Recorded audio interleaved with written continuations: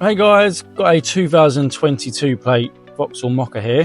Just going to show you how to turn on and off the automatic mirror folding in when you open and lock the car.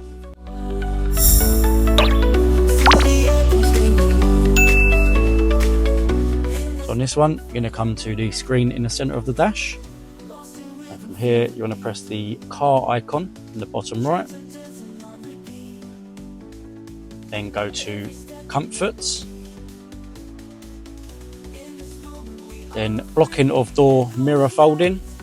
So when you lock the car, the mirror will automatically fold in on its own and then open when you open the car. If you don't want it on, so blocking of door mirror, you'll have it on. If you want it to fold, then you toggle that off, and that's it.